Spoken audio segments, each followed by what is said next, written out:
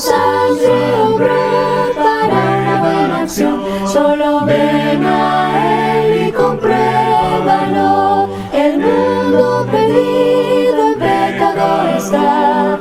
Él quiere sacarte de ahí. Si vienes a Él, tu vida cambiará. Solo ven a Él y compruébalo. Ansioso está de recibirte a ti. Corona te quiere entregar.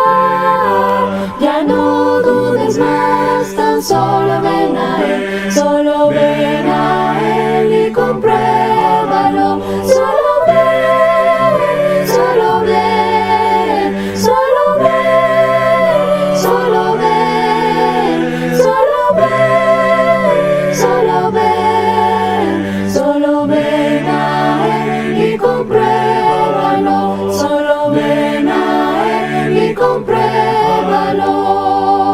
Este es el símbolo de la iglesia primitiva más antigua, mucho antes que el pez. El símbolo de la rueda parece sencillo, pero tiene las 5 letras griegas. Tiene la I, que es Jesús, Jesucristo. Jesús. La X, Jesucristo. La omega, de Dios. Ok. La Y, Salvador. Y la E de Epsilon. Jesucristo, de Dios, Hijo, el Salvador.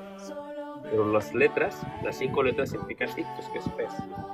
Una vez más, pero cuando lo dices en arameo, no dices Jesús Cristo, de Dios, el Salvador Hijo. Está diciendo Jesús Cristo, de Dios, tu Salvador. En arameo significa tu Salvador. ¿Ok? Y una vez más. El vencedor no sufrirá daño de la segunda muerte. ¿Qué les parece, hermano?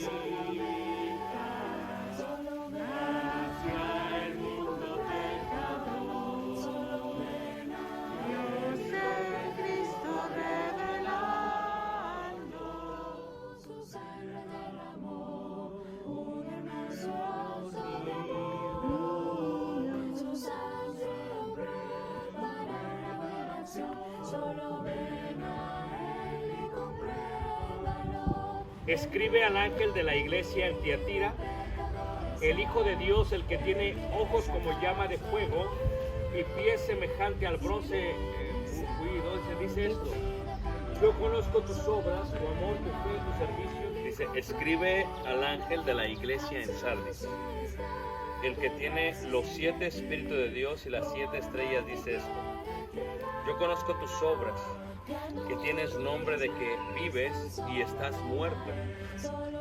El nombre en él, el nombre de mi Dios y el nombre de la ciudad de mi Dios, la nueva Jerusalén, la cual desciende, dice ahí, del cielo con mi Dios y mi nombre nuevo. El que tiene oído oiga lo que el Espíritu dice a las iglesias. Eso podían recordar. Y ahora las aguas que salían de ahí, la gente que venía a través de las rutas comerciales y que no conocían, a veces llegaban a tomar agua de ahí porque pensaban que era para tomar.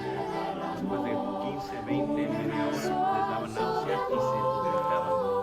Pues el agua ya estaba. Solo ven a Él y compruébalo. El mundo perdido en pecado está. Bueno, pues una vez más muy alegres, contentos, emocionados de estar unidos como matrimonios en lo que sería este campamento, el cual se titula Hijos de Dios, haciéndolo en secuencia de lo que sería la Nacional de Jóvenes que tuvimos hace solamente 20 días. Y vamos a estar aprendiendo acerca de este hermoso tema que tiene que ver con el testimonio. La palabra testimonio viene de la idea de testigo, de la idea de alguien que vio algo, que estuvo presente en algo, no solamente lo oyó, lo observó y lo pudo presenciar de tal manera que puede dar testimonio de las cosas que pasaron. Y entonces, todos y cada uno de nosotros, vamos a hacer una pregunta muy breve, es: ¿quién de aquí tiene más de un año de casados? Levántala, más de un año. Todos, ¿verdad? Ya tenemos mucho. Pero si lo extendemos un poquito mejor, decimos: ¿quién tiene menos de 5 años de casado. ¿Menos de 5? Ok. Menos de 10 años de casados. Ok, ya tenemos ahí unas parejas jóvenes, así que tenemos una diversidad en el grupo. Menos de 15 años de casados, 15. Ahí está, 15. Ya la experiencia empieza a hablar, ¿no? Alberto y Evelyn se conocieron en un campamento. 2006 tal vez, si no me equivoco. 2006, en agosto del 2006. Muy bien. ¿Quién tiene menos de 20 años de casado? Menos. Ahí está, ahí está. ¿Quién tiene menos de 25 años de casado? Ahí está. ¿Están chavitos todavía? ¿Ok? ¿Quién tiene menos de 30 años de casado? 30. Ahí estamos, ahí estamos. 30 años de casado.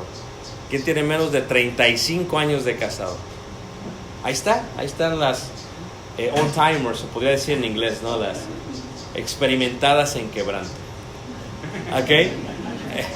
Menos de 40 años de casado, menos de 40 ya no, así que menos de 45 tampoco, así que es un regalo de Dios, un milagro poder estar casados, tener a nuestro cónyuge a nuestro lado, que no todos pueden decir eso, y estar juntos, ¿verdad?, en armonía en esta hermosa tarde. Pero no todo ha sido fácil. Si pudiésemos grabar en una cámara o en un teléfono el testimonio de aquellos que nos conocen, primero nuestros hijos, nuestros padres que todavía viven, nuestros hermanos en la carne, para aquellos que somos miembros de la iglesia, los hermanos de la iglesia, la pregunta sería que si hiciéramos una entrevista y les preguntásemos, ¿podrías decirnos cuál ha sido el testimonio de este matrimonio? ¿Y qué dirían ellos de nosotros, que a veces está muy alejado de nuestra realidad? Porque a veces vivimos en una realidad alterna a la verdadera realidad. Esto es, a veces, como dice el apóstol Pablo, pensamos más de nosotros de lo que debemos. Y eso es un problema. Tal vez tú en tu mente digas, no, pues a lo mejor van a decir que tenemos un súper matrimonio, que nos llevamos súper bien, que no tenemos problemas, que siempre estamos felices, que él es la cabeza del hogar y se puede ver la autoridad sobre ella y que ella es totalmente sumisa, sujeta. Es más, cuando el hermano le habla hasta tiembla, ¿verdad? O sea, ¿qué dirían de nosotros? Es una pregunta muy importante. Tal vez la más importante es que si preguntásemos a nuestros hijos lo siguiente: ¿te gustaría contraer matrimonio? Su respuesta está basada en lo que ellos han testificado o han visto en nosotros. Muchos de ellos tienen un terror al matrimonio porque tal vez no hemos sido el mejor ejemplo como matrimonio. Tal vez ellos pueden observar que a veces dormimos en cuartos separados, a veces papá sale en la noche y duerme en el sillón de afuera, a veces papá ha salido de la casa y se ha ido y llega muy tarde. Tal vez a alguien le ha pasado eso. No voy a preguntarle a quién porque no quiero que se sientan mal, pero tal vez eso es lo que pueden decir. Tal vez digan, papá y mamá son muy diferentes en casa a como son en la iglesia. Son diferentes, o sea, papá se transforma en la iglesia, mamá se transforma en la iglesia, porque en casa son otra cosa, la verdad. Tal vez nuestros hijos ya no quieran vivir con nosotros y están esperando por una oportunidad para salir de casa.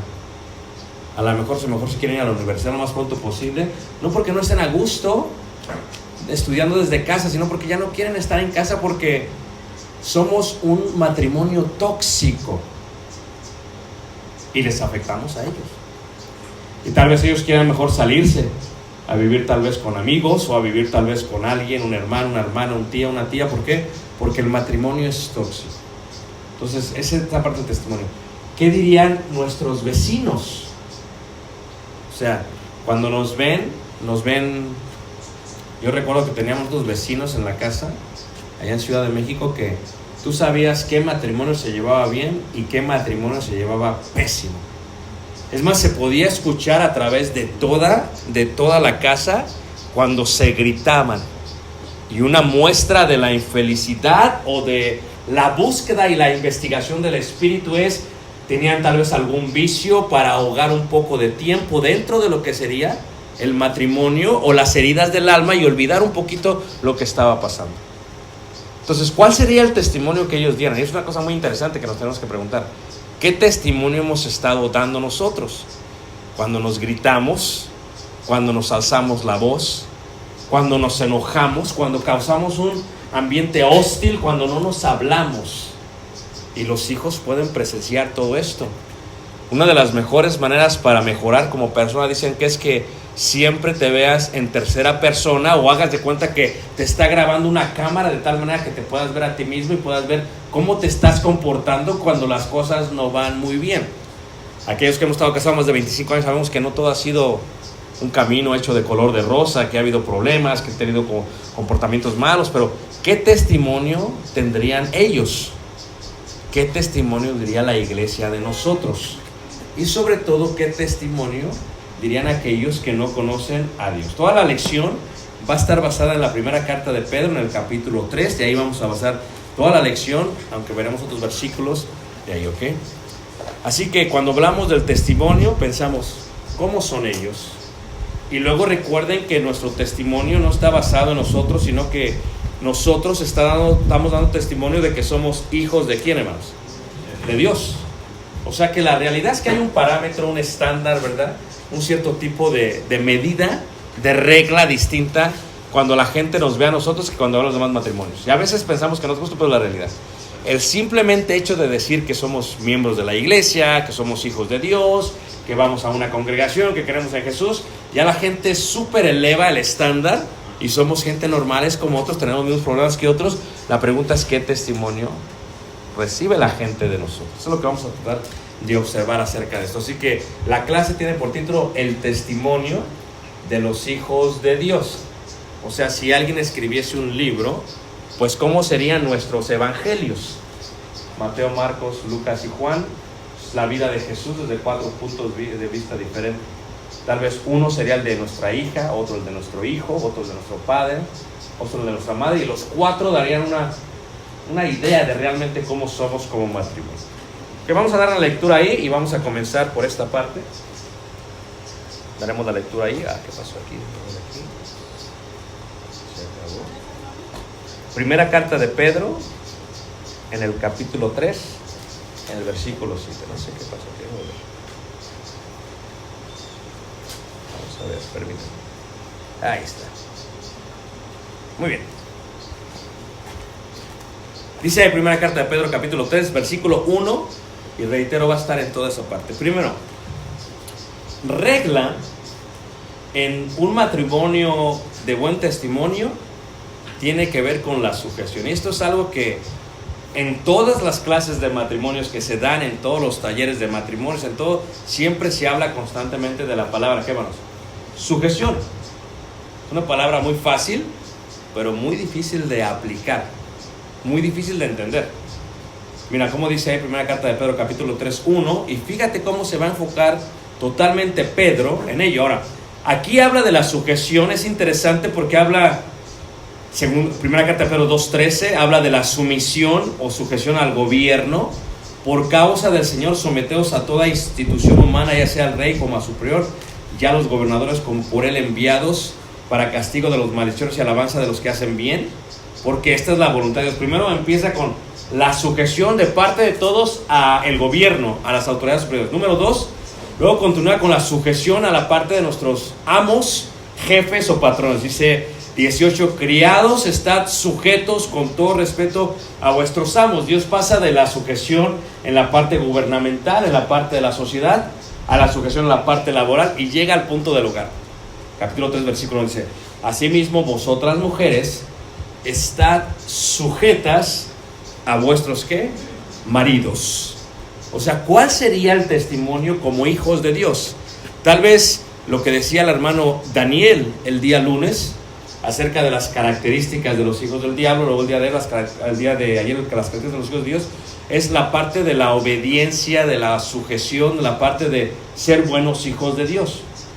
Pero la sujeción es muy importante Porque la sujeción determina casi todo en el matrimonio.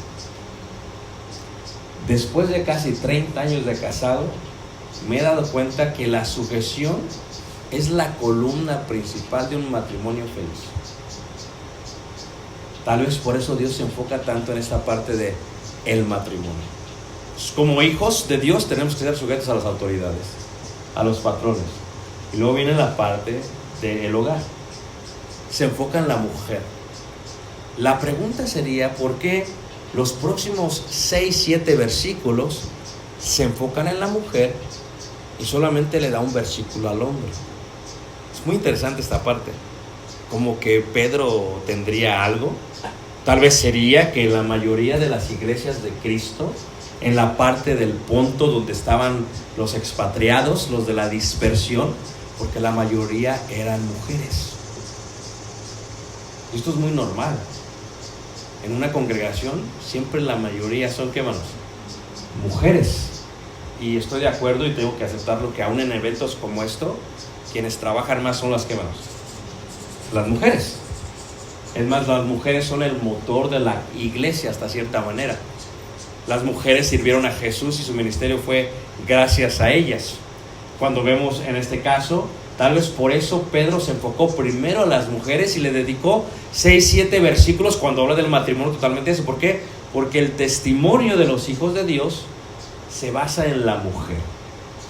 El hombre parece ser que desaparece, que está detrás de las cámaras, aunque es la cabeza del hogar, pero la mujer es la que presenta el frente como testimonio de una casa. Tú te puedes dar cuenta. Cuando eres pequeño, ¿quién conoció al papá de tus amigos? Casi nadie, pero sí conocías a la mamá. ¿Y con quién lidiabas más? No con el papá, sino con quién, hermanos. Con la mamá. En la escuela, ¿quién es la que va a la escuela? A las juntas, la mamá. Así que la mamá es el tema representativo de lo que sería el matrimonio y el hogar. Por eso, como testimonio, la mujer describe el matrimonio. La mujer es la introducción de un libro a tu matrimonio. La mujer es el trailer de la película de tu matrimonio. ¿Ah? Es más, la mujer es la foto y la pasta del libro de tu matrimonio. Por eso Pedro se centra en la mujer. Porque si la mujer, hermanos, está bien, el matrimonio tiende a ser totalmente feliz. Aunque todo es culpa del hombre, eso lo veremos después. Asimismo, vosotras mujeres, estad sujetas a vuestros maridos, para que también los que no creen en la palabra sean ganados sin palabra por la conducta de sus esposas. Levante la mano, ¿quién de ustedes, su esposa, era miembro de la iglesia antes que ustedes? Levante la mano. ¿Okay? Y tenemos que aceptar que muchos de nosotros vinimos a la iglesia por el buen testimonio de nuestra esposa. Tenemos que aceptar eso, ¿verdad? Es como aquella mujer que era creyente y su esposo tendía a emborracharse constantemente. Y aquellos que han vivido con un alcohólico, como nosotros vivimos cuando éramos pequeños, sabemos el gran estrago que pasa a una mujer que vive con un alcohólico. Mi padre tomó, se emborrachaba, llegaba a la casa, no sabía de sí, continuaba la fiesta, y mi madre muchas veces lo que tenía que hacer es que sucio y todo, tomado, a veces vomitado, tenía que cambiarle los zapatos, los calcetines, la ropa, bañarlo y acostarlo. Y así era esta mujer. Cada que venía este hombre, hacía eso con este hombre. Y una vez el hombre decide exalzarse y decirle a los amigos en la barra, en el bar, dice, ¿sabes qué? Mi mujer es tan sujeta, tan sumisa, me ama tanto que hace lo que yo quiera. Llego borracho y me baña, me cuida, me levanta, me hace de comer, etcétera, etcétera, etcétera, etcétera. Y los amigos le dicen, no lo podemos creer, tenemos que verlo. ¿Para qué? ¿Para qué? Dice, pues vámonos, vamos a la casa para que vean y van a ver cómo me va a recibir a mí, cómo los va a recibir, ¿qué? A ustedes. Y cuando toca la puerta y abre la puerta, está la mujer, hermanos, y lo recibe con cariño, le invita a cenar, invita a cenar a sus amigos y es muy amable con todos y cada uno de ellos. De tal manera que mientras están comiendo, disfrutan la comida y es de paladar, un estilo gourmet, como dicen por ahí, de tal manera que lo comen y de esa manera se empiezan a emocionar, pero luego se empiezan a enfurecer con el amigo. Dicen, ¿cómo es posible que te comportes de esa manera teniendo una mujer tan buena como tu mujer? Y se levantan enojados y dicen, ya no me vuelvas a buscar, y se va uno. El otro se para también porque está enfurecido, dice, ¿cómo la puedes? Y se va también el otro. Fue de tanto el golpe emocional para él que se arrepintió esa noche y vino a los pies del Señor. La pregunta es ¿por qué? Porque solamente con la conducta de ella convenció a aquellos. Fíjate, las mujeres se pueden enfocar totalmente en las fallas de su esposo y podrían buscar en ellas las excusas porque ellas no son mujeres sumisas o sujetas. Pero el secreto para dar un buen testimonio en el matrimonio es que nosotros no podemos anular nuestra responsabilidad al mirar los defectos de nuestro cónyuge. Porque a veces decimos, es que yo soy así porque él es así. Imagínate tú si esa es la idea del matrimonio. Porque él es así, me comporto así. Porque él es así, me comporto así. Y porque ella es así, me comporto así. Sería una guerra sin fin. Y por eso la Biblia dice, mujeres, estad sujetas a vuestros maridos, para que también los que no creen en la palabra, que fue lo que le sucedió a esta mujer, oye, ¿cómo es posible? Después se dieron cuenta que ella era creyente. Yo sé que es algo muy difícil para la mujer que está casada con alguien que no es creyente, porque tiene sobre ella el peso del evangelio, pero más que predicar, solamente como dice ahí, dice, sean ganados sin palabra por la conducta. Sujeción. A ver, cuando hay un problema en la casa, sujeción, pero la mujer tiende siempre a excusarse, es que porque tú eres una mala cabeza, yo no me sujeto. Es que si tú fueras mejor y más amoroso conmigo, me sujetaría de tal manera que olvídate. Pero fíjate cómo no puede ser la excusa de nuestro matrimonio. La sujeción podríamos decir que es la columna vertebral del matrimonio. Y la esposa, conforme se muestre, se desarrolla lo que es el testimonio a un matrimonio. En la iglesia está muy marginado esta idea y ha ido cambiando mucho más. En forma psicológica, en forma mental, se quiere de alguna u otra manera maquillar lo que significa estar sujeta. Es una pregunta difícil.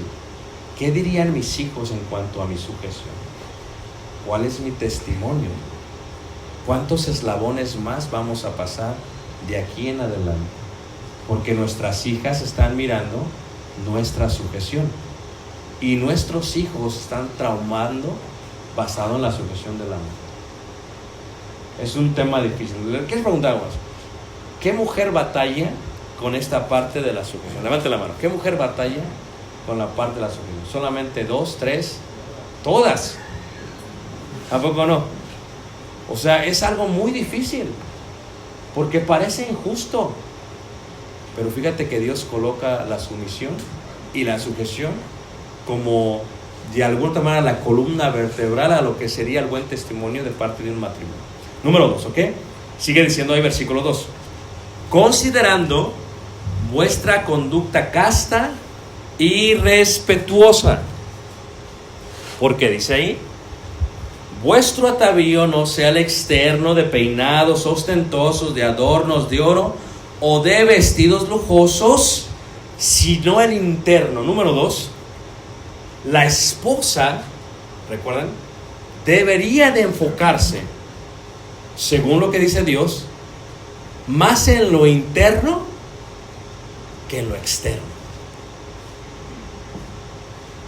Repito, la esposa debería enfocarse más en la parte interna que en lo externo. Vuestro atavío no sea el externo, o sea, cuando se arregla no sea el externo, esta Esta tarde, muchas de ustedes pues se pusieron los mejores vestidos. Levanten la mano, ¿quién planchó? Plancharon. ¿Quién se maquilló? ¿Quién se peinó? ¿Quién se arregló? O sea, fíjate, esta parte del exterior es una parte que Pedro ve como algo interesante, y él ha observado la iglesia del Ponto y a los expatriados y a la dispersión, y dice, ok, las mujeres consideren que cuando una mujer se está preocupando más por la parte externa, podría perder el testimonio como hija de Dios y el testimonio para su matrimonio. Vuestro atavío no sea el externo de peinados ostentosos, de adornos de oro o de vestidos lujosos, sino que, hermanos, el interno. ¿Por qué?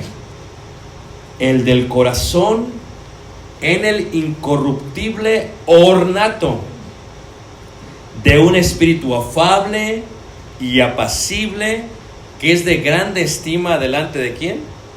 De Dios. Porque así también se ataviaban en otro tiempo aquellas santas mujeres que esperaban en Dios, estando sujetas a sus ¿qué? A sus maridos. Fíjate cómo Pedro enlaza, teje la parte de la sujeción con la parte del atavío. Es muy interesante esto. Como que la sujeción y el atavío, como que la autoridad y a quien que está debajo está sujeto al atavío. La pregunta sería, ¿cómo puede ser posible? Fíjate cómo Pedro dice, no sea el externo, sino el interno. ¿Por qué el interno? Porque la mayoría de nuestros matrimonios podríamos vernos bien por fuera, pero lo que nuestros hijos ven muy bien es lo de qué, hermanos, de adentro.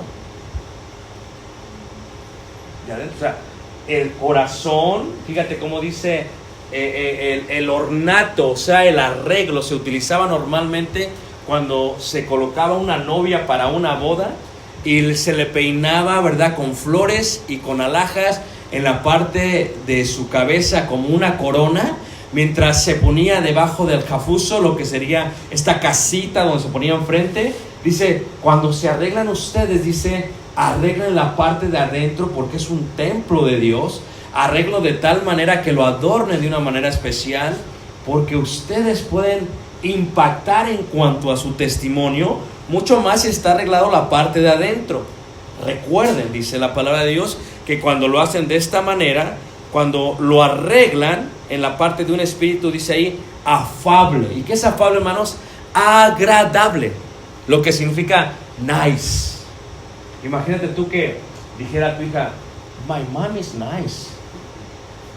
A veces tú digas, oh, my mom is rough. Mi mamá es, man, cuidado. Pero fíjate, dice apacible, o sea, agradable.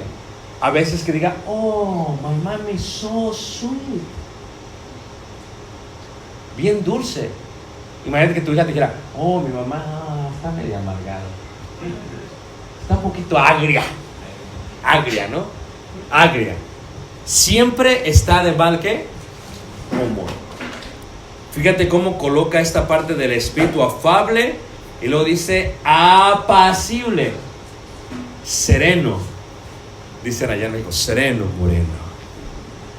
Sereno, ¿qué indica? Que cuando uno entra al hogar de alguien, se puede sentir tenso el hogar, y quien lo coloca tenso puede ser la mujer. O puede sentirse totalmente sereno y pacífico. Y esta parte pacífica es algo que emociona a todos, porque ¿a quién no le gusta vivir en qué, hermanos? En paz. Le decía yo a los hermanos que nosotros pudimos superar este verano, aunque no lo crean, gracias a la semana pasada. Porque la semana pasada estuvimos de vacaciones, estuvimos en Hawái. Y resulta que cuando estamos en Hawái, resulta que una de las cosas que nos encanta es que no tenemos itinerario. Nos levantamos, y aunque no lo crean, a las 8 de la mañana. 9, y es increíble, o sea, y nos levantamos, ¿qué vamos a hacer hoy? Pues vamos a desayunar, pues vamos a la playa. Un día nos paramos a caminar, tal y yo fuimos a caminar, ¿verdad? Ahí al lado de la playa, se vean las montañas, se vea todo bien bonito. Ahora, podríamos decir que que se sentía pacífico y sereno ese lugar. Pero regresamos a casa, me dice Tati, te siento tenso. Sí, pues ya viene otra vez ¿qué? La responsabilidad. Ya viene otra vez la presión. Ya viene otra vez ¿qué? La guerra espiritual. Pasas de lo que es sereno moreno a qué te traes. Y esta parte choca. Pero para poder tener eso, dice la escritura ahí, la mujer debe de taparse. Ahora, ¿cuánto gastas en maquillaje? ¿Cuánto gastas en vestidos? ¿Cuánto gastas en joyas? Quiero decirles algo que estamos viendo nosotros. Cuando uno está recién casado, dependiendo cómo sea tu marido, y claro, la afluencia que haya económica también, pero cuando uno ya empieza a tener unos 10, 20 y empieza a acumular un poco de patrimonio, si te administraste bien, ya puedes darte un gustito aquí y allá. ¿Amén, hermanos? Amén. Ahí está, nada más 2 o 3. Los demás están como menos presionados. Entonces, ¿qué es este gustito? Puedes llegar a un lugar donde venden tal vez algunos aretes, algunas joyas, algún vestido. Tu mujer te muestra ahí, tal vez por internet, algo de Macy's o que Walmart o Target o Amazon, ¿verdad? Y tienes Prime. Y te llegan 2 días gratuitamente, según tú. Y tú dices, cómpratelo. Ve cómo se va elevando, basado en el patrimonio. No podíamos hacer eso cuando estábamos recién casados, porque queríamos ahorrar, ¿a poco no? En todo. ¿Qué vas a comprar? ¿Tenis? Vete a la Payless. ¿O no es cierto? A la segunda. El Goodwill no existía cuando yo era más joven, pero si hubiera existido, se hubiera hecho muy popular en mi casa. O sea, pero dice, la mujer debe de enfocarse primero en la parte de adentro más que en la parte de afuera. Fíjate cómo no le dices tú al hombre. Eso es muy interesante, porque el testimonio tiene que ver con ello. A ver, levante la mano. ¿Quién ha visto una mujer totalmente arreglada y el esposo está bien desarreglado? Levante la mano. No aquí, ahorita no vean a nadie, nada más. Levante la mano. ¿Quién ha pasado por eso? Levante la mano. Ok. ¿Quién ha visto a la mujer bien arreglada y los hijos bien desarreglados? Levante la mano, ok. Ya somos muchos. Dices, ¿qué está pasando con esto? ¿Verdad? Y a veces como que no rima, no concuerda, ¿verdad? Como que no hace poesía, ¿verdad? Como que la mujer muy arreglada y el hombre dices, ¿qué le pasó? Y hay veces, lo puedes ver en los medios, a veces en las fotos, ¿verdad? En Instagram, ¿verdad?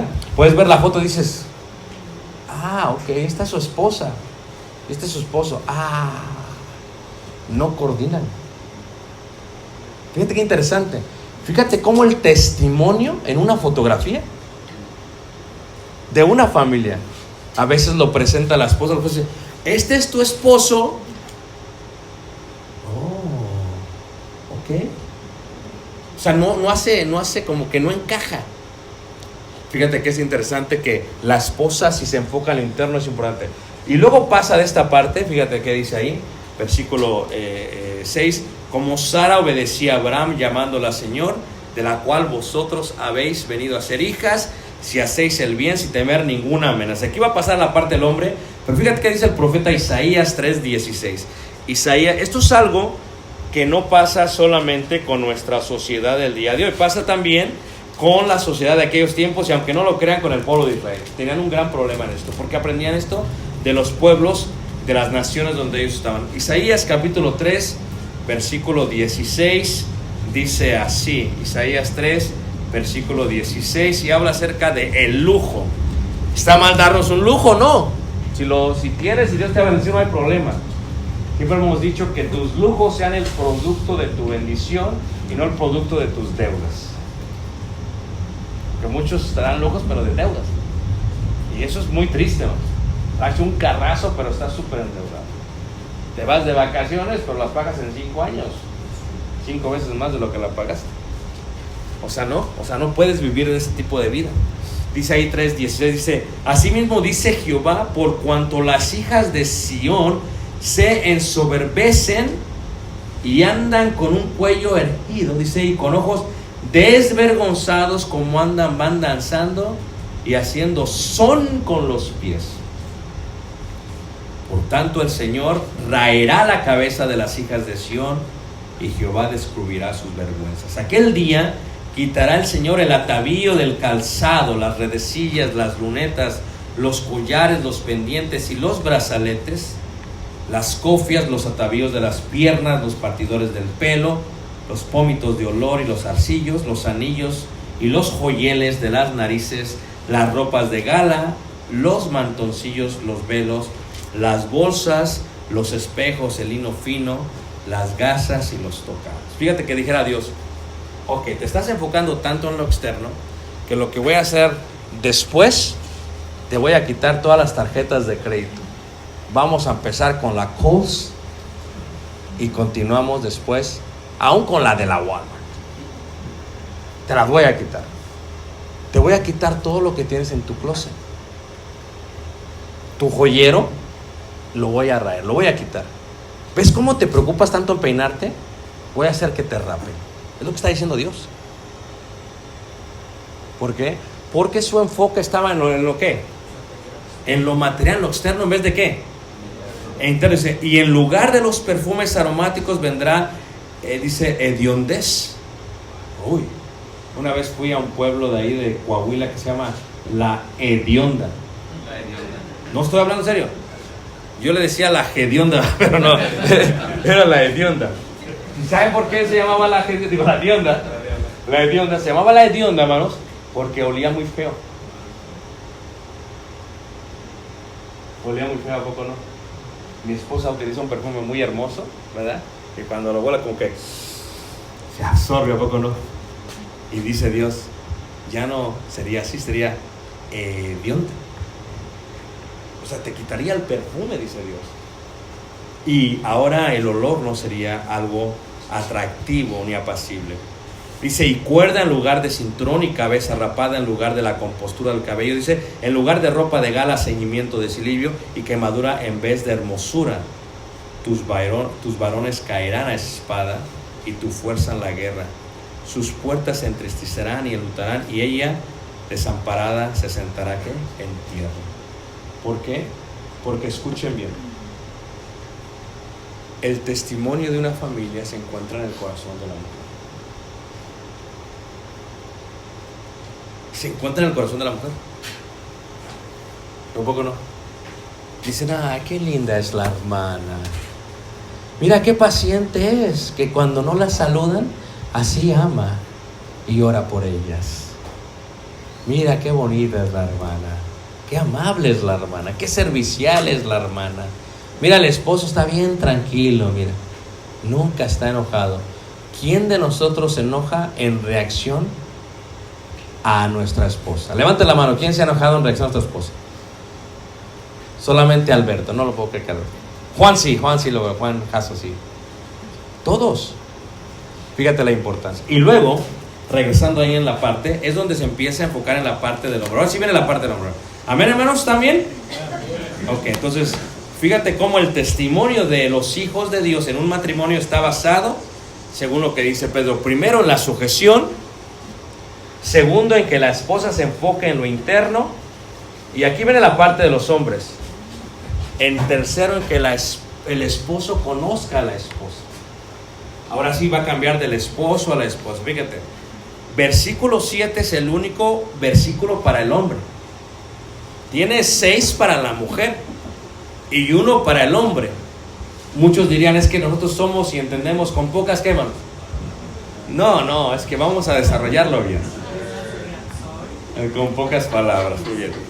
Dice ahí, vosotros maridos, igualmente vivid con ellas sabiamente, dice, dando honor a la mujer como vaso más frágil y como a coherederas de la gracia de la vida, para que vuestras oraciones no tengan ¿qué?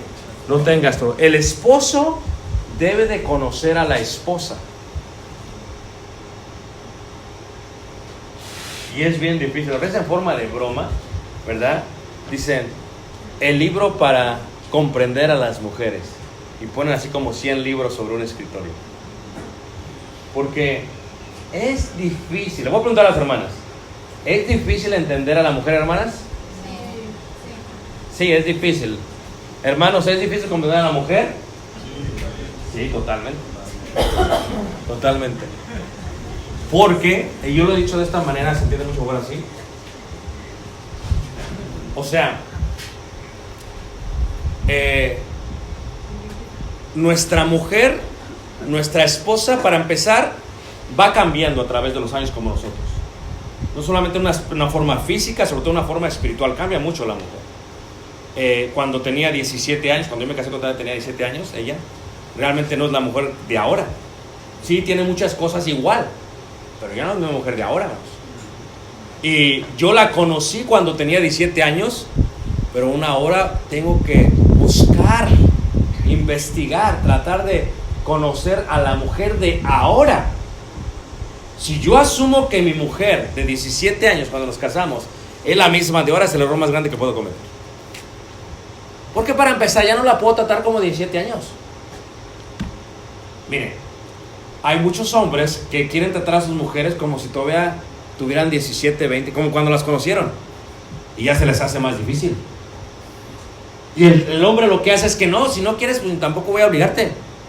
El hombre se da por vencido rápidamente.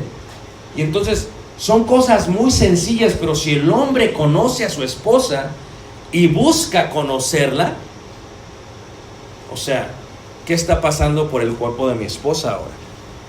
A ver qué pasa cuando la mujer llega a la menopausia. A ver, hermanas, ayúdenme. ¿Qué pasa cuando la mujer llega a la menopausia? Seamos sinceras. Ayúdenme. Las jovencitas dicen, ¿de qué está hablando el hermano? ¿Qué? Pero van a llegar ahí. Porque, ¿qué pasa cuando la mujer llega a la menopausia? ¿Qué va a pasar? ¿Qué empieza a pasar? Ayúdenme. Te hacen bullying, ¿no? Pero la mujer, ¿qué hace? ¿Ah? Ok, dice la hermana, hot flashes. O sea, ¿qué pasa? ¿Por qué creen que pusimos aires acondicionados en las cabañas? O sea, dices, pero ¿por qué tienes el aire si está frío? Muy bien, hermano, gracias. ¿Qué más? ¿Qué pasa? Se le olvidan las cosas. ¿A poco no? Se le borra el cassette. Muy bien, gracias, hermano. Gracias, hermano. Hermano, ¿qué le pasa con la mujer? La mecha es más corta. Quiero comprender esto mejor. O sea, tiene menos paciencia. O sea, en pocas palabras, le haces enojar como cuando eran jóvenes, pero ahora es más inteligente y se da cuenta más rápido. Ok. Hay más con las hijas. Más impaciente. ¿Qué te traes? ¿Qué quieres? Hermano, sí. Gracias, hermano, gracias. Aquí está pasando los hermanos por una etapa de conocimiento personal. Se pueden dar cuenta, está tratando de comprender a su esposa. La hermana está sudando, hermano, ¿qué tienes? La hermana se enoja rápido y ¿qué pasa? Y el hermano bien tranquilo. Ah, qué bonita es la vida. Muy bien. Okay. ¿Qué más, hermano? Ayúdame, ¿qué más? Menos energía. ¿Ah? Eso es algo clave que yo le digo a Tali, vamos a sincerarnos, ¿no? Le digo a Tali, ella le encanta enseñar, pero cuando llega del trabajo ahora, estos años, llega muy cansada. Ahí les pido oren por nosotros. Tenemos el plan, si Dios nos da vida y permite, que deje de trabajar a los 50. Ese es el plan que tengo, 50 años. Porque ya la veo muy cansada, llega muy cansada. Ya no es como antes, así que la parte humana, carnal mía, le puede decir a los jóvenes, aprovechen lo más que puedan ahorita. Y la parte espiritual dice, cuiden a sus mujeres. Porque no les van a aguantar tanto después. En el aspecto de que no físicamente no van a poder lograrlo todo. Muy bien, gracias. ¿Qué más? No, esta es una clase. Se pone de mal genio. Mal genio rápido, ¿verdad? Cualquier cosa le pone mal genio. Dicen.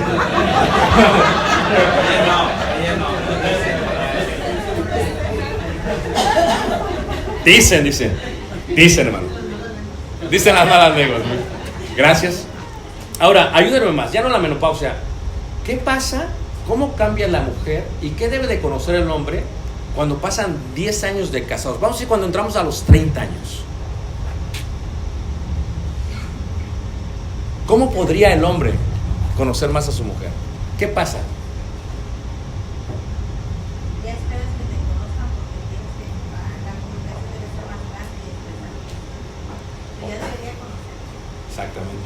Pero es que Paulino te conoció a los 17 años y ya sacaste la segunda parte de tu vida.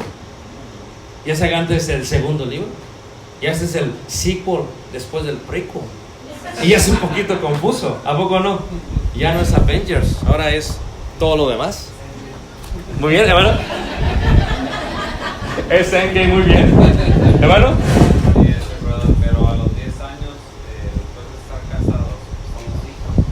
So, realmente no tiene carácter o no puedo conocerla bien a ella porque ella está enfocada en los niños. Exactamente. Entonces realmente no la conozco. Exactamente. Por eso el enfoque es, el esposo debe de conocer a la esposa. ¿Qué necesita mi esposa? ¿Cómo puedo ayudarle más a mi esposa? A veces ponen como broma lo que una esposa le apasiona de su esposo, y no ponen al esposo fuerte ni nada, lo ponen lavando trastes. ¿Por qué? Porque imagínate tú, cuando un esposo conoce a su esposa, ve las grandes responsabilidades y lo cansada que está, y de pronto llega y la ayuda. Y eso indica que está conociendo y percibiendo que ella se cansa. Dice, es que ya me debería de conocer. Pero el hombre nunca deja de conocer a su esposa. La está conociendo todo el tiempo, porque como seres humanos vamos cambiando, vamos creciendo y vamos madurando. Y por eso la parte aquí es importante, porque dice aquí el apóstol Pedro, dice, vosotros maridos igualmente vivid con ellas, ¿qué? Sabiamente. Pero luego viene la otra parte, hermanos. Fíjate, el esposo debe de vivir con su esposa. ¿Cómo? No te entiendo. ¿Cómo vivir con? ¿No está ahí en su casa? Sí. Pero mucha gente no vive con su esposa, aunque vive en la casa con su esposa. Dice, no te entiendo, hermano. Sí, hay muchos hombres, muchos esposos que llegan a la casa, pero no viven con su esposa. Esta parte de cohabitar, que significa vivir con la esposa, es cohabitar, indica que realmente estás viviendo en la casa con tu esposa. Dices, te sigo sin entender. Muchos esposos llegan a dormir a su casa, pero no viven en su casa. ¿Están qué? Su mente y su corazón y su cuerpo, todo está en otro lado. Está en los amigos, está en el deporte, está en los medios, está en el teléfono, está en el trabajo, y no vive. Y fíjate cómo dice el apóstol Pedro, sabio el apóstol Pedro, inspirado por el Espíritu Santo, dice, igualmente vivid con ellas. Dice, fíjate, vosotros maridos igualmente vivid con ellas. ¿Cómo yo puedo vivir con mi esposa? ¿Cómo puedo cohabitar con mi esposa? Ella debe de sentir que yo estoy viviendo con ella. Yo debo de enfocarme, tratar de vivir con ella. Debo de estar ahí en casa cuando debo de estar en casa. ¿Verdad? A todos nos está pasando esto con el teléfono, es algo increíble, bueno, a mí me está pasando también. Esa parte de que a veces vivimos con el teléfono y no vivimos con nuestra esposa. O sea, no estamos presentes con nuestra esposa. Físicamente sí, pero no estamos viviendo con nuestra esposa. De tal manera que a veces nuestra esposa tiene que decir, ya deja el teléfono, estamos comiendo, apaga la tele, vamos a comer. Se duermen los dos en la misma cama y no vivimos con la esposa. O sea, solamente la saludamos cuando nos cambia la voz.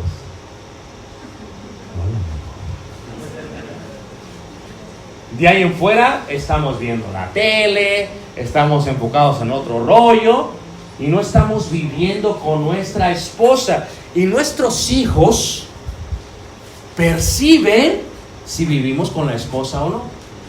Es increíble, hermanos. O sea, yo por ejemplo, cuando damos consejería matrimonial o cuando vemos problemas en la iglesia de matrimonios, yo he visto matrimonios que viven en la misma casa, pero que no viven en la misma casa. No cohabitan. Porque ¿qué significa cohabitar? Vivir significa, los problemas no son tus problemas, son nuestros, ¿qué? Problemas. No es algo que tú vas a solucionar, es algo que tenemos que, ¿qué? Y cuando uno va madurando en el matrimonio, hermanos, y empieza a vivir sabiamente, hermanos, fíjense, aunque tenemos la autoridad, aprendemos a que voy a compartir con mi esposa lo que queremos arreglar, porque me va a dar un punto de vista necesario para poder solucionarlo mejor. ¿O por qué? Porque se puede llevar la carga en forma colectiva. A veces yo creo que a todos, ¿verdad? Tenemos muchas cosas en la cabeza, muchos problemas, muchas cosas que resolver, y a veces a mí cuando yo le cuento a Tali, pues el problema sigue igual, pero no se siente igual, porque estamos viviendo juntos el problema. Cuando la mujer es ausente de mis problemas y yo estoy presionado y estresado y me estoy muriendo, pues vivo en la casa, pero no cohabito en la casa con ella. Pero cuando yo le cuento a ella se preocupa conmigo y estamos viviendo juntos. ¿Y qué tan importante es esto para los hijos, hermanos? Vivir juntos en la casa, cohabitar juntos. Los hijos son tremendos, van creciendo y a ver, voy por acá, voy para allá, voy para acá, voy para allá, voy para acá, voy para allá. No, mi mamá me dijo así, mi papá dice que no. Y entonces empiezan a buscarle por dónde, pero si vivimos juntos, podemos cohabitar mejor. Dice Pedro, vosotros maridos igualmente vivid con ella sabiamente. Fíjate qué importante, sabiamente, vivir con ella sabiamente. Y luego viene la parte más interesante de todo. Dice ahí, no solamente vivir con ella sabiamente, dice, dando honor a la mujer como a vaso más que más frágil. Estuvimos en Egipto el mes pasado, hace un mes y medio, hace 5 semanas, 6 semanas. Y entonces allá hacen vidrio soplado. ¿Has visto cómo es el vidrio soplado? Que es increíble. También lo hacen en Italia, en Venecia, lo hacen mucho. Entonces, ¿qué hacen? Lo soplan y es cristal, o sea, es bien frágil. Y una de las cosas que hacen, hermanos, ahí, cuando lo soplan y lo están formando y todo, le tocan así, lo rompen, se despedaza y truena, ¡pah!, lo explota, ¿verdad? Es muy frágil, pero ese vidrio, por muy delgado que sea, puede también resistir mucho fuego, puede resistir el mejor perfume, puede resistir las mejores temperaturas. Lo único que se tiene que hacer con ese vidrio soplado es cuidarlo muy bien. Si lo cuidas bien, te funciona. Pero si le das un golpecito en el momento equivocado, se puede quemar. Y a veces en muchos matrimonios nosotros hemos destrozado el espíritu de nuestra esposa. Y a veces pasamos toda una vida colocándolo en un lugar. Estamos todos de acuerdo que cuando pones, una vez más, cuando pegas un vidrio, si tratas de pegar un vaso de vidrio, una copa de vidrio con cola loca o con un resistor, ¿quedaría bien, hermanos? No queda. ¿Funcionaría igual? No. Por eso la delicadeza, dice Pedro, cuídala, trátala, dale honor como vaso, ¿qué? Más que más frágil. Y luego sigue diciendo ahí, versículo 7 dice, y como coherederas de la gracia de la vida, para que vuestras oraciones no tengan estorbo. Finalmente, sed todos de un mismo sentir, compasivos, amándoos fraternalmente, misericordiosos, amigables. Dice ahí, no devolviendo mal por mal, ni maldición por maldición, sino por el contrario, bendiciendo, sabiendo que fuisteis llamados para que heredases bendición. 10. Porque el que quiere amar la vida, y dice ahí, y ver días, ¿qué? Ver días buenos. A ver, hermanos, descríbanme un día bueno. Yo daba clase de jóvenes el lunes y le decía a los jóvenes, díganme cuál es el día más bonito de su vida. Y muchos de sus hijos no podían describir el día más hermoso de su vida. Muchos decían que no lo tenían. Es para pensar, ¿eh?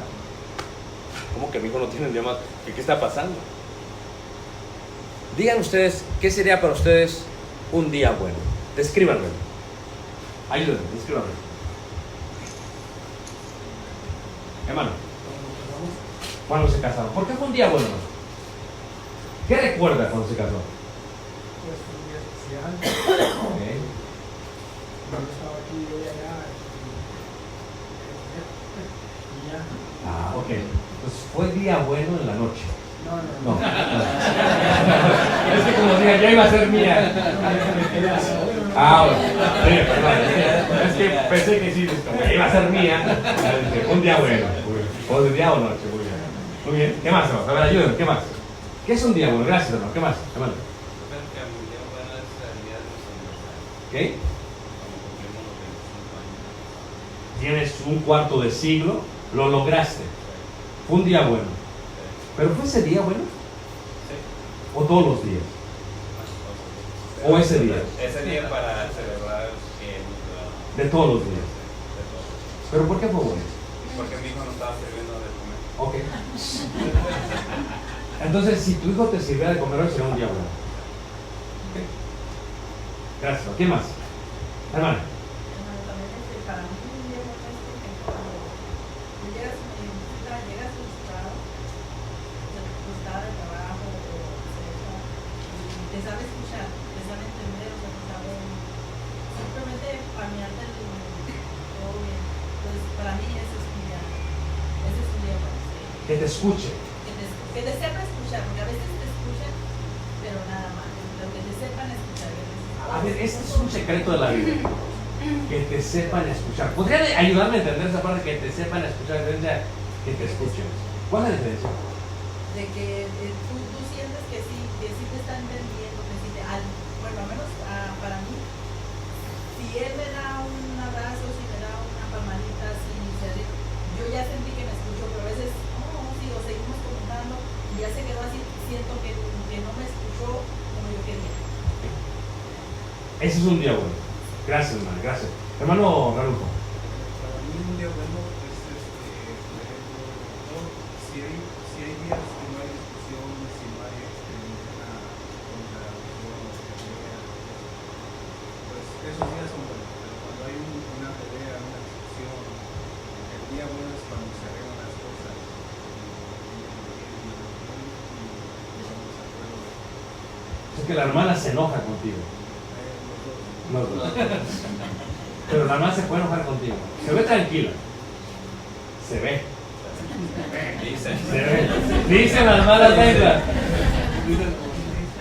Muy bien. ¿Qué más? ¿Qué es un día bueno, hermana?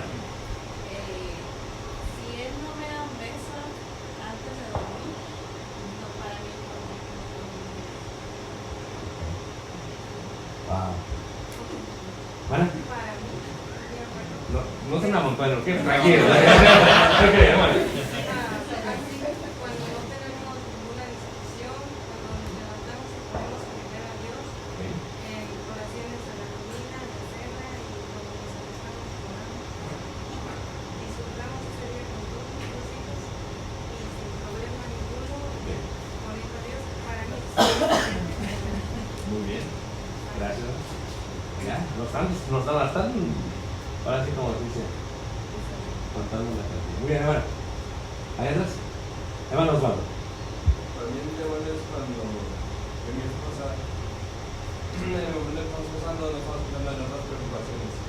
Estamos los dos disfrutando el momento juntos. Que no estamos ahí en su negocio, yo en el trabajo, a los niños, que estamos totalmente relajados y disfrutando el momento yo y ella. Muy bien, gracias. Hermano Alberto. Para mí un día bueno es cuando estamos en sincronía en ese momento. O sea, aún pasando problemas, se arreglan en ese instante, o sea, no los dejamos pasar. Estamos como una buena máquina, estamos dando todo lo que da y funcionando los dos, uno otro, con familia, con niños. Sabemos qué hacemos el uno en el otro, sabemos qué esperar el uno en el otro. Entonces, eso para mí es un día bueno porque a pesar de que puede haber problemas, si los hay, podemos arreglarlos y seguimos trabajando igual, no es como que hay una desconexión. Siempre para mí es un día bueno cuando seguimos así trabajando de esa forma. Muy bien, gracias. Hermano Antonio y luego hermano Iván. Hermano Antonio. Para mí un día bueno es cuando haces memorias con tu familia, en la casa con eso, un día de diversión, que te mueres, te acuerdas ya de la vida de estos, es un buen día también. Fíjense, ¿cuántas cosas se permiten? ¿Sus cónyuges sabían que eso es un día bueno para sus cónyuges? ¿Qué? O sea, que todos saben lo que tenemos que hacer. Iván. Mi hermano,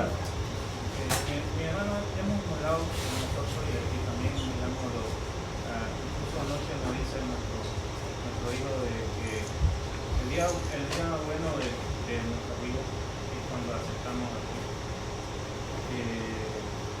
Pero realmente todos los días que estamos buscando a nuestro Señor Jesucristo, porque Él es el que nos da nuestro día. Muy bien. Él es el dador. ¿Cómo se llama la mañana? El dador. Vivir en la gracia. Tenemos problemas, hermano, y Él nos lo resuelve. No nos entendemos, pero Él nos da para que nos podamos entender. Tenemos problemas con los niños, Él nos da la solución para poder llevarlos. Pero ¿cuántos podría ser que muchos de nosotros pensamos que vivimos con nuestra esposa y no vivimos con ella? Pensamos que estamos viviendo días buenos, pero los únicos que pueden dar testimonio de eso son la gente más cercana a nosotros. Y por eso el peso de responsabilidad. Porque tus hijos saben cuando tienes un buen día. Porque lo pueden ver en tu vida. Y lo pueden sentir. Hermano. Yo veo la vida en etapas. Creo que ha cambiado lo que yo veo como días buenos. Y actualmente, para las niñas, si ven que tienen un día bueno, entonces un día bueno. A veces que llego, como cansado, lo que sea, digo, ¿qué necesitas? No dice nada. Pues aquí estoy. Bueno, tú dime qué necesitas para que tú puedas hacer tu trabajo más fácil, aunque yo no haga lo que tú hagas. ¿Qué necesitas para que como que ella esté contenta de la niña? Yo me siento contento. Y sé que eventualmente eso va a cambiar, ellos están solos. Y los días no van a ser diversos. Yo me trato de enfocar en lo que estoy haciendo ahorita. Ahorita es que las niñas estén bien. Y luego después será, claro, pero aunque ellas estén bien, mis días son buenos. Gracias. Y esa parte de cuando ella esté bien, ¿no? Cuando te decía hacer memorias, ¿no? Son los momentos que uno menos piensa que son especiales en la vida. Estábamos manejando, iba Lili atrás, y iba yo y Caleb en el carro, tal iba atrás con Lili, veníamos de comer un excelente pescado al asado. Y Caleb, no sé, quería creo que internet o algo así. Y veníamos escuchando radio, ¿verdad? Y le digo, canta esta canción conmigo y te doy internet. Así le dije, dice, ok, pa. Y entonces le pongo así la letra, porque ya ven que no pongo la letra, era esa canción de Así, ¿ok? Así, cántala conmigo, ¿verdad? Y empezó Caleb, y creo que Lili lo grabó, y empezó Caleb a cantarla con una emoción. Le digo, pero cántala con emoción, mijo, cántala. Y son momentos importantes, porque no es la canción, sino la conexión, es el momento, es la memoria, es la vida, es el hecho de que estamos juntos. Y lo importante, como le decía a los jóvenes, acerca de los últimos, les decía ellos, probablemente en la juventud tienen 7 años. Una vez que se van, se van. Nosotros solamente tenemos un día para tener un buen día. Para vivir un buen día. La Biblia es clara, dice, el que quiera ver buenos días, dice, refrene tu lengua, ¿verdad? Y absténgase del mal. Fíjate qué interesante. Quiero acabar esta lección con esto. Está en nuestras manos tener un buen día. Y está en nuestras manos porque el testimonio más grande son nuestros hijos. Si queremos impactar a alguien, es a nuestros hijos. Que nuestros hijos digan, me quiero casar. No porque estoy pasando por una pasión juvenil, no porque ya se me está pasando el tren, ¿no? Me quiero casar porque quiero vivir esto que estoy viviendo aquí. O sea, eso quiero yo hacerlo mío. Y una vez más, está en tus manos. Está en tus manos vivir un día bueno. Vívelo. Vívelo. Está en tus manos. Te aseguro que la mayoría de tus días buenos no fueron cuando tenías el mejor vestido, ni la mejor alhaja, ni la mejor joya. Te lo aseguro, es lo más interesante, ¿no? Te aseguro que los días buenos, ¿verdad?, estuvieron totalmente ausentes de vanagloria, de soberbia. Te aseguro que los días buenos fueron cuando tu esposa no se quebrantó, sino cuando sintió que tu amor la estaba restaurando y la estaba sanando y la estaba amando. Y te aseguro que tus días buenos son esos días cuando realmente viviste con ella. La vida es muy difícil, está bien complicado, pero está en nuestras manos poderle regalar a nuestra esposa un testimonio digno de los hijos de Dios. está en nuestras manos. Está en nuestras manos. Si yo conozco cada vez más a mi cónyuge y trato de ajustar mi vida a las necesidades de ella y viceversa, si ella me sigue dando el lugar que Dios me ha dado y ese regalo hermoso de la sujeción y del respeto, y si nosotros nos enfocamos y las tratamos sabiamente, les aseguro que el matrimonio puede ser el regalo más hermoso que pudimos haber recibido por parte de Dios. Fíjate que se me hacía muy difícil, lo digo con mucha sinceridad. Acabo, el hermano Daniel estaba hablando, y se me hizo así como un poco, como que me chocó la mente un poquito, porque dice, no, estaba con mi esposa, bueno, la que ahora es mi esposa, y me quedé como, wow, o sea, así es como que así bien rápido, ¿no? ¿Qué pasó? Porque pues muchos de nosotros conocimos a la hermana Juanita, una mujer con muchas virtudes, hermanos, pequeñita, pero controlaba la voz del hermano. O sea, yo vi, ¿verdad? Como decía, ay, no, Daniel, tú no. Y le decía así, hermano, me acuerdo clarito. Conocemos a su nueva esposa, pero no la hemos tratado tanto como la hermana. Pero imagínate, hermanos, la vida es tan corta. ¿Por qué vivir la vida peleando?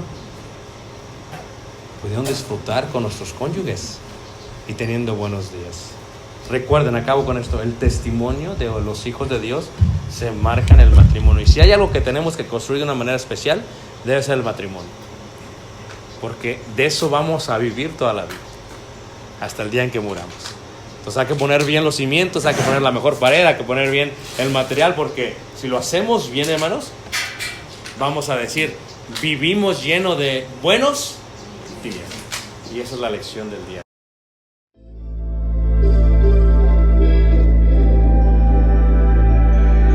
Desde la cruz su sangre derramó un hermoso acto de amor. Su sangre obró para la buena acción. Solo ven a